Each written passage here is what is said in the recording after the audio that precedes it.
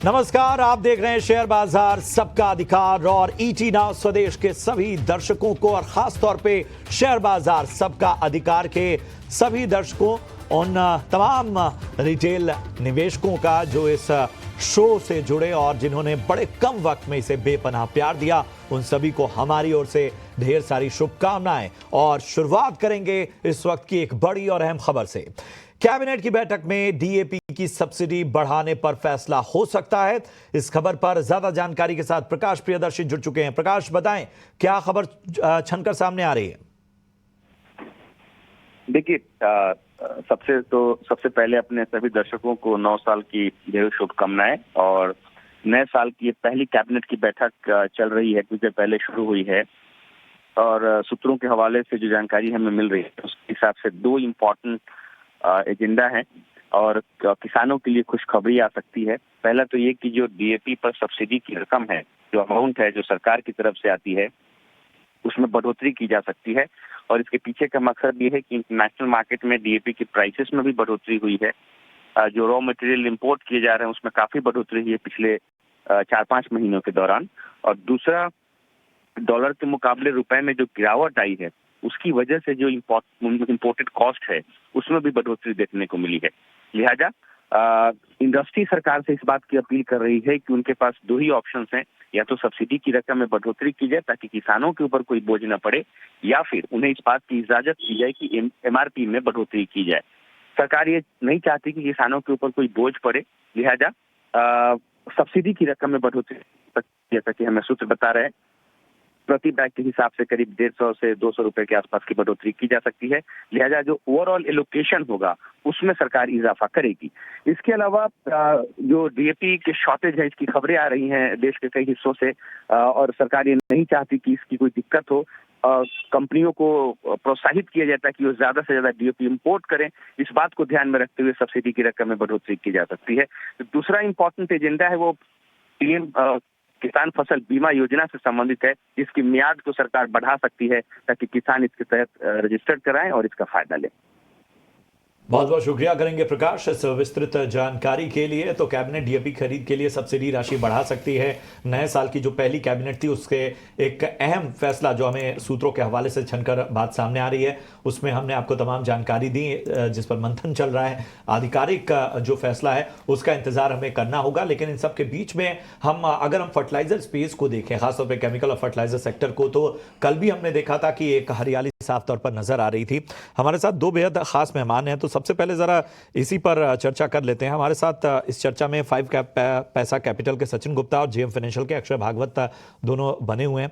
अक्षय जी और सचिन, प्रशांत बात कर रहा हूं। आप दोनों को नव वर्ष की ढेर सारी शुभकामनाएं और हमारा आपका साथ और निवेशकों का ये भरोसा लगातार और ज़्यादा बेहतर और बेहतरीन बना रहे, यही हम कामना करते हैं। अक्षय, हम आपके पास आना चाहेंगे। ज़रा बताइए, फर्टिलाइज़र और केमिकल स्पेस हम देख रहे हैं कि पिछले कुछ दिनों से खबरों की वजह से भी कई बार एक बेहतर संकेत देता नजर आया। कल भी हमने देखा कि फर्टिलाइज़र शेयरों में अच्छा उछाल देखने को मिला केमिकल स्पेस में, और आज ये खबर जैसा कि हमारे संवाददाता प्रकाश ने बताई कि डीएपी खरीद में जो है वो बढ़ोतरी करने का फैसला किया जा सकता है। इन सब के मद्देनजर पूरे स्पेस को किस तरह से रिव्यू करेंगे? जी प्रशांत जी, सबसे पहले आपको नववर्ष की शुभकामनाएं। तो फर्टिलाइजर स्पेस की आपने बात की तो थोड़ा सा मोमेंटम जरूर पिकअप कर रहा है आज। और अगर बजट के बिल्डअप के लिए अगर आप देखें 1 फरवरी के पहले, तो कहीं ना कहीं ये एक सेक्टर है जिसमें हम हमेशा एक थोड़ा सा एक एक्शन देखते हैं before the budget, on an expectation की कुछ अच्छे सॉप्स अनाउंस हो बजट में। तो उसके चलते थोड़ी बहुत एक जनवरी एक मंथ हो सकता है जहाँ पे थोड़ा सा आप मोमेंटम बेस्ड एक्शन आपको फर्टिलाइजर सेक्टर में मिले। यहाँ पे अगर आप प्राइस प्लेसमेंट देखें चार्ट्स पे, तो बहुत सारे जो फर्टिलाइजर स्टॉक्स है उसमें एक लॉन्ग टर्म या मीडियम टर्म आप कह सकते हैं एक रेंज स्ट्रक्चर में सीमित है, जहाँ पे बार बार हमें एक बाइंग डिमांड सपोर्ट जोन पे आती हुई दिख रही है। तो अभी तक कुछ ब्रेकआउट तो हुआ नहीं है, बट रेंज में फंसे हुए हैं। तो यहाँ पे अगर कोई स्टॉक का मुझे चुनाव करना है कि कौन सा स्टॉक का जो पैटर्न है बेहतरीन रहेगा, कौन सा आपको अटेम्प्ट करना है, तो यहाँ पे कोरोमंडल फर्टिलाइजर्स एक स्टॉक है जिसका मुझे प्राइस पैटर्न जो है बहुत ही पसंद है, क्योंकि ये स्टॉक में अगर आप देखें तो एक ट्रेंड बहुत ही स्ट्रांग है। ये अप ट्रेंड में कंटिन्यूसली चल रहा है। प्रायर स्विंग हाई जो था करीबन 1820 उसको ब्रीच करा था। तो कुल मिला के पूरे दूसरे जो पियर्स है या जो साथ में चलते हैं इसके, इनके सबसे कंपेयर टू कोरोमंडल का प्राइस स्ट्रक्चर स्ट्रॉन्ग है, जिसके चलते 1930 1940 ये दो टारगेट प्रोजेक्शन बनता हुआ दिख रहा है शॉर्ट टू मीडियम टर्म में। तो बाय करने की सलाह रहेगी कोरोमंडल में। मोमेंटम बेस्ड स्टॉक है, सपोर्ट जोन है करीबन 1845 का। तो ये सबसे बेहतरीन पिक रहेगा पूरे फर्टिलाइजर पैक। अक्षय जी की पिक है कोरोमंडल इंटरनेशनल का, तो इस पे जो है ज़रूर नज़र रखिएगा। अब हम चलते हैं हमारे अगले कॉलर के पास। हमारे साथ जुड़ रहे हैं Shivakant Dwivedi ji. Happy new year Shiva ji. और IRFC जो है आपकी पिक है, तो ज़रा बताएंगे कि आपका लॉन्ग टर्म बेसिस या शॉर्ट टर्म बेसिस, कौन सा बेसिस पे जो है आप इन्वेस्टमेंट करना चाहेंगे या क्या इन्वेस्टमेंट कॉल्स लेंगे? सबसे पहले तो सर नए साल की आपको बहुत बहुत और सर मैं काफी दिनों से आपसे जुड़ा हुआ हूं, आपका प्रोग्राम देखता हूं। जी धन्यवाद। हेलो। हाँ बोलिए बोलिए शिवाकांत जी। सर मेरा सवाल ये था कि सर IRFC के सर मेरे पास 100 शेयर है 162 की रेंज में। सर इनको सर मैं क्या करूं सर? अभी तो लॉस में हूं, रखना चाहिए सर या निकल जाना चाहिए? बिल्कुल, आपके जो लेवल्स देखने मिल रहे हैं कि उतनी बड़ी भी लॉस नहीं है। 162 पे करंट मार्केट रेट देखा जाए तो 151 पे, और आज दिन के ट्रेड में भी जो है थोड़ी सी बाइंग देखने मिल रही है, लगभग 2% ऊपर है। थोड़ी वॉलेटिलिटी रेलवे स्टॉक्स में ज़रूर आएगी, at least to the run up to the budget जो सब एनालिस्ट कहते हैं।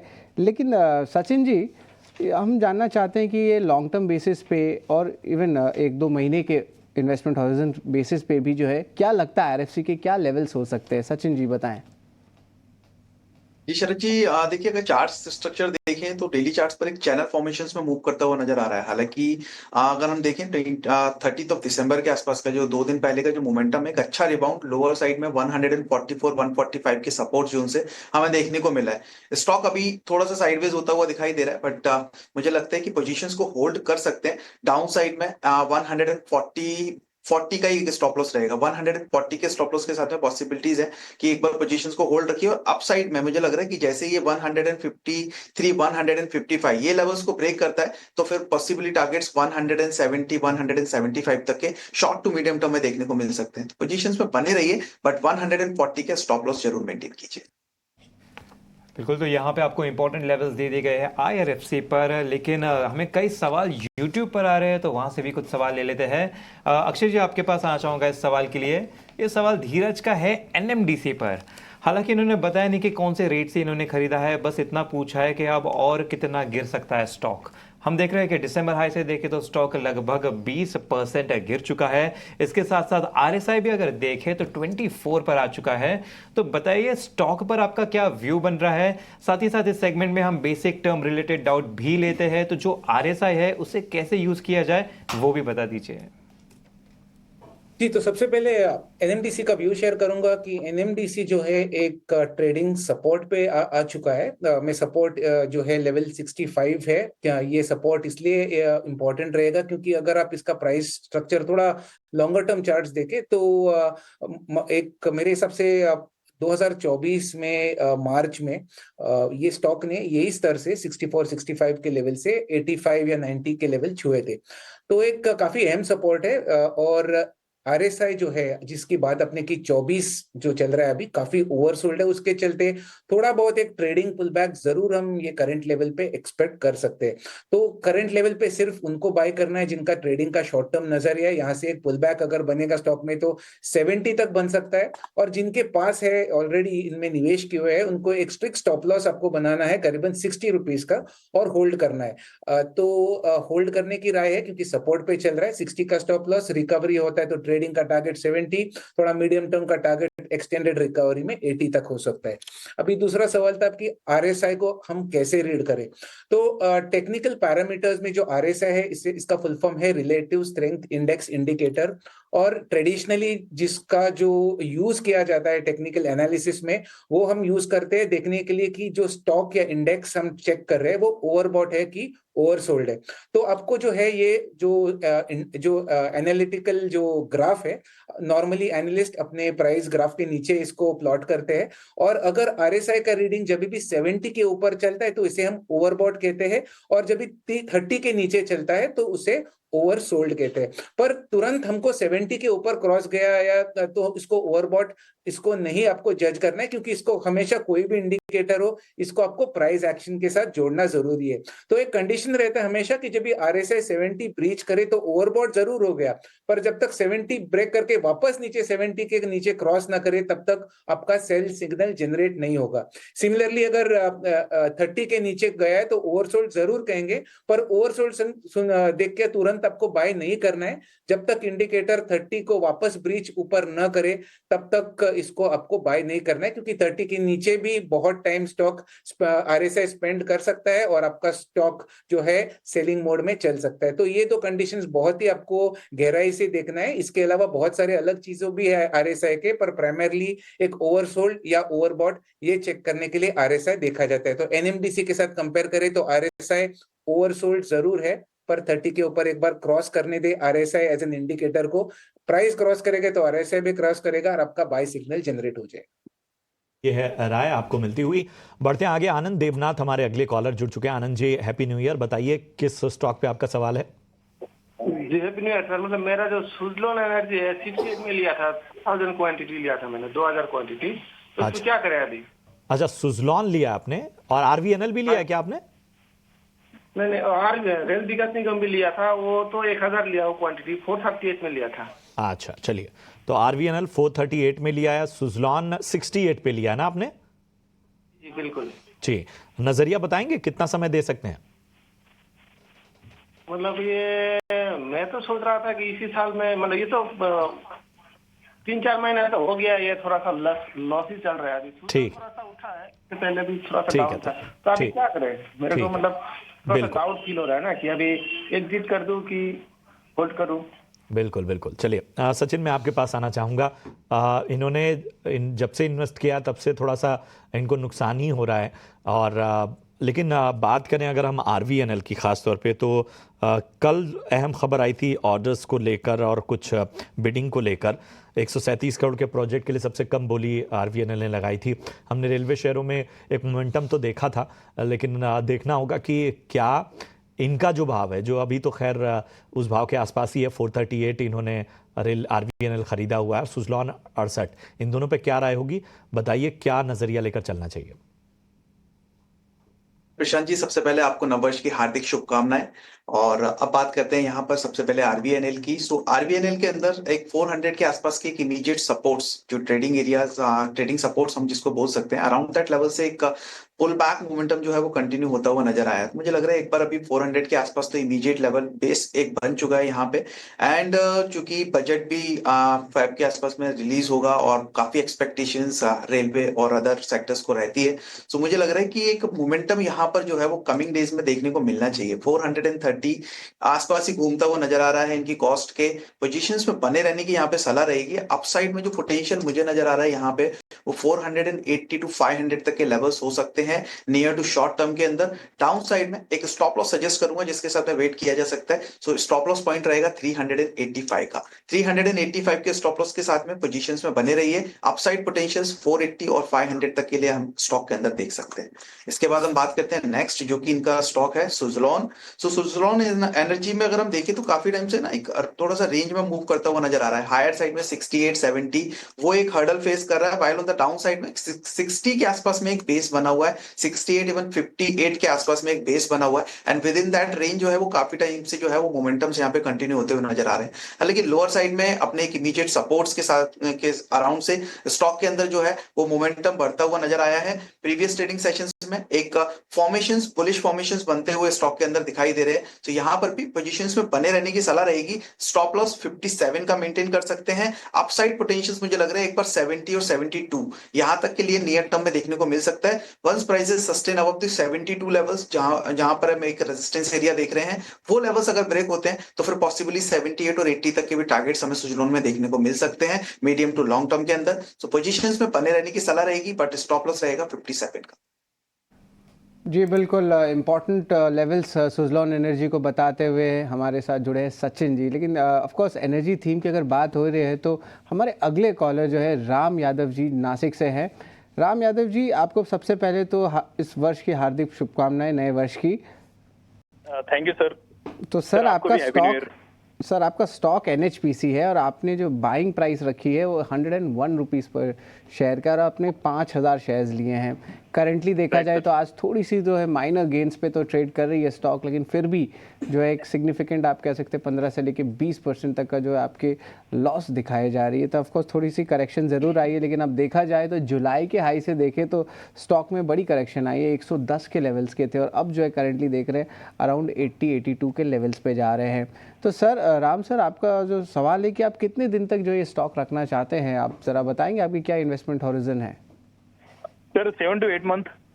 ये बिल्कुल 7 से लेके 8 महीने तक की जो है आपकी इन्वेस्टमेंट हॉरिजन है। तो अक्षय सर ज़रा बताएंगे NHPC का चार्ट में कैसे लग रहा है 7 to 8 मंथ्स का? बिकॉज हम ऑफकोर्स लास्ट 6 मंथ्स के चार्ट देखें तो ऑलमोस्ट डाउन ट्रेंड में है, तो यहाँ पे लग रही है कुछ बाइंग की अपॉर्चुनिटीज़ देखने मिल रही है अगर आप 7 से लेके 8 महीने तक के इन्वेस्टमेंट हॉरिजन पे जो है बात करें तो? जी, तो longer term charts, monthly charts में NHPC का देख रहा हूँ, तो इसमें अगर आप करंट प्राइस देखे जो 81-81.5 के आसपास चल रहा है, एक सपोर्ट जोन पे ट्रेड हो रहा है स्टॉक 75-80, ये अप्रोक्सीमेटली एक बहुत ही अहम सपोर्ट रहेगा अगर आपका व्यू 6 महीने का हो, क्योंकि ये एरिया से आप हमेशा स्टॉक में एक पुल बैक हमने देखा है और इस बार भी शायद पुल बैक या रिकवरी अटेम्प्ट करे, ये हमारा मानना है प्राइस चार्ट देख के। तो होल्ड करने की सलाह रहेगी आपको। स्ट्रिक्ट स्टॉप लॉस ये ट्रेड में बना के चलना है करीबन 72 का, और एक्सपेक्टेशन है कि स्टॉक यहां से रिकवर करता है। तो जो ट्रेडिंग के माध्यम से अगर आप देखें 1.5-2 महीने के टाइम फ्रेम से, तो स्टॉक 92 ये उसका पहला टारगेट बनेगा और वापस 110 तक भी छू सकता है। तो कुल मिला के अभी भी प्राइस स्ट्रक्चर में कोई डैमेज नहीं है। लॉन्ग टर्म सिनारियो में होल्ड करने की राय रहेगी with stop loss of 72। Hold करने की राय आ रही है NHPC। मैं दर्शक के साथ जुड़ जाते हैं, हमारे साथ निर्मल जुड़ चुके हैं। निर्मल, सबसे पहले तो हैप्पी न्यू ईयर, बताइए क्या है आपका सवाल? You also. मैंने बॉम्बे स्टॉक एक्सचेंज के 50 शेयर खरीदे थे जो कि 1200 के भाव के हैं मेरे पास। तो मैं अभी इसमें क्या करूं, रुकूं या मुनाफा वसूल करूं? जी, 1200 यानी कि आपने ये पिछले साल लिया था, काफ़ी अच्छा मुनाफा होता हुआ नज़र आ रहा है। ऑलमोस्ट 4 गुना से ज़्यादा यहाँ पे आपको प्रॉफिट हो रहा है स्टॉक पर। जी सर। तो ठीक है अक्षय, आपके पास आना चाहूँगा इस सवाल के लिए। BSE पर इनकी खरीदारी है, 1200 के भाव से होल्ड कर रहे हैं, लगभग 4 गुना से ज़्यादा बढ़ता हुआ नज़र आ रहा है स्टॉक। काफ़ी अच्छा स्टॉक सिलेक्शन रहा है, होल्डिंग काफ़ी अच्छे से की है, जिसकी वजह से इन्हें काफ़ी अच्छा यहाँ पे मुनाफा होता हुआ दिख रहा है। तो बताइए इतना बढ़ने के बाद क्या किया जाए, थोड़ा सा मुनाफा काट लिया जाए? जी, तो प्राइस पैटर्न बहुत ही स्ट्रांग है BSE का, बस थोड़ा सा ओवरबॉट होने के चलते हमने रिसेंटली हल्की सी मुनाफा वसूली या करेक्शन देखी है। बट अगर आपका नजरिया मिनिमम 1 मंथ होल्डिंग का है यहाँ से, तो मेरे हिसाब से कोई दिक्कत नहीं है। प्राइस चार्ट अभी भी स्ट्रांग है, वापस स्टॉक रीअटेम्प्ट कर सकता है रिकवरी की, इसके चलते स्टॉक का शायद 5700 तक छू सकता है। तो आपको नजरिया चुनना है। अगर वेरी शॉर्ट टर्म है, अगर आपका नजरिया 1 वीक के अंदर है, तो हल्के से उछाल में अपना मुनाफा बांध ले। अगर 1 महीने के ऊपर प्रोबेबली 1.5-2 मंथ आप और टाइम दे सकते हैं, तो 5200 का स्टॉप लॉस लगा के आप 5750-5800 के टारगेट के लिए बने रह सकते हैं। ये है राय आपको BSE लिमिटेड पे, आपको स्टॉप लॉस का विशेष रूप से ध्यान रखना है, होल्ड करने की सलाह। सुशील हैं हमारे अगले कॉलर, जयपुर राजस्थान से। सुशील जी नमस्कार, नए वर्ष की ढेर सारी शुभकामनाएं आपको। बताइए किस स्टॉक पे आपका सवाल है? सर इरेडा पे सवाल है। हमारे पास 100 शेयर थे 241 के प्राइस पे, अभी लॉस चल रहा है, क्या करें? कितना समय दे सकते हैं आप इरेडा को? कितना होल्ड करना चाहते हैं? हमारे पास 2 से 2.5 साल। ठीक है, इरेडा पे 2 से 2.5 साल का नजरिया है। सचिन 241 के भाव पे इन्होंने 100 शेयर खरीदे हुए हैं, बताइए क्या राय बन रही है? मुझे लगता है बिल्कुल बने रही है स्टॉक में। 195 के आसपास से एक अच्छा रिबाउंड स्टॉक के अंदर देखने को मिला है और एक इमीडिएट ब्रेकआउट लेवल है यहाँ पर 228 का। इस लेवल के ऊपर जैसे स्टॉक सस्टेन करता है, मुझे लग रहा है पॉसिबली अप मूव जो है वो कंटिन्यू होता हुआ नजर आएगा। अपसाइड पोटेंशियल्स, इमीडिएट टारगेट्स 228 के ऊपर जो ब्रेकआउट्स मिलेगा, वहां से मुझे लग रहा है करीब 255-260 उन लेवल्स को चेस करता हुआ स्टॉक्स कमिंग डेज में नजर आ सकता है। इन 265 के अराउंड जरूर एक थोड़ा सा एक हर्डल, एक पेनफुल एरिया है, बट अगर 265 की ये रेंज में निकालता है स्टॉक, तो फिर पॉसिबली 280 तक के टारगेट्स जो है वो शॉर्ट टू मीडियम टर्म में देखने को मिलेंगे। बट अभी इमीडिएटली यहां पर होल्ड करने की सलाह रहेगी। 228 के ऊपर अच्छे ब्रेकआउट्स एक्सपेक्टेड हैं स्टॉक के अंदर। जी बिल्कुल, अच्छे ब्रेकआउट्स एक्सपेक्टेड है आयरेडा के लिए, ये जो है सचिन जी से कॉल आ रहा है। लेकिन अब हम चलते हैं हमारे अगले व्यूअर के पास, और ये जो है व्हाट्सएप के ज़रिए आया है इनका रिक्वेस्ट। यहाँ पे विनय सिंह चौहान जी हैं, यहाँ पे इन्होंने कैनरा बैंक जो है लगभग 11,000 शेयर्स लिए 104 रुपये के क्वांटिटी में। तो लगभग आप कह सकते हैं कि इनकी जो बाइंग आई है ऑलमोस्ट करंट मार्केट प्राइस से जो है थोड़ी सी ऊपर लेवल्स पे है। अभी कैनरा बैंक जो है 100 रुपीज़ के ऊपर ट्रेड कर रहा है, और थोड़ा पॉजिटिव ट्रेंड पे जो है कंपनी में जो है मोमेंटम देखने मिला। वॉल्यूम से भी थोड़ी पिकअप हुई है पिछले आधे घंटे में। तो अक्षय जी, इस पे जो है कैनरा बैंक के इंपॉर्टेंट लेवल्स के बारे में पूछे तो आपको शॉर्ट टर्म बेसिस और लॉन्ग टर्म बेसिस पे क्या इंपॉर्टेंट लेवल्स लग रहे हैं चार्ट्स पे कैनरा बैंक के? तो कैनरा बैंक शॉर्ट टर्म के लेवल्स पहले डिस्कस करेंगे। शॉर्ट टर्म में जिस स्तर पे ट्रेड हो रहा है वो एक सपोर्ट जोन है, करीबन 95 से 100। ये जोन जो है एक शॉर्ट टर्म सपोर्ट है, जिसके चलते एक पुल बैक या रिकवरी हम एक्सपेक्ट कर सकते हैं। पीएसयू बैंक में थोड़ी सी बिकवाली जरूर रही है, बट कहीं ना कहीं सपोर्ट के आसपास आ रहा है। तो ये रिकवरी अगर सपोर्ट से आती है तो आप वापस इसमें 115 से 120 के टारगेट एक्सपेक्ट कर सकते हैं। तो पॉजिटिव व्यू है शॉर्ट टर्म के लिए, क्योंकि सपोर्ट के आसपास ट्रेड हो रहा है तो रिस्क रिवॉर्ड भी बेहतर है। और अगर आप लॉन्गर टर्म चार्ट्स देखें, मंथली चार्ट्स देखें, तो अभी तक कोई खामी नहीं है स्टॉक में। हल्का सा एक छोटा दौर रहा है जिसमें स्टॉक करेक्शन मोड में है, बट अभी तक कोई इंडिकेशन नहीं है कि प्राइस डिस्टॉर्ट हुए या नेगेटिव हुए। तो होल्ड करने की राय लॉन्ग टर्म के लिए, शायद स्टॉक लॉन्ग टर्म 1 साल के ऊपर अगर आप होल्ड करें तो 140 के लेवल्स रिविजिट कर सकता है, जो इसके स्विंग हाइस थे हमने देखे थे 2011 में। तो होल्ड करने की सलाह है। 140 150 ये टारगेट एरिया है कुल मिला के लॉन्ग टर्म के लिए। शॉर्ट टर्म के लिए टारगेट बनेगा 120 का। तो ये है नजरिया कैनरा बैंक पर आपको मिलता हुआ। चलिए, इतने ही सवालों को हम शामिल कर पाएंगे क्योंकि समय सीमा है, और फिलहाल शेयर बाजार सबका अधिकार में इतना ही। लेकिन आप सभी को एक बार फिर से नए साल की ढेर सारी शुभकामनाएं। अपने दोनों एक्सपर्ट सचिन जी और अक्षय, आप दोनों का बहुत बहुत धन्यवाद शो में जुड़ने के लिए। एक बार फिर से आपको नव वर्ष की ढेर सारी शुभकामनाएं। फिलहाल मुझे, अंश और शरद को आप इजाजत दे सकते हैं।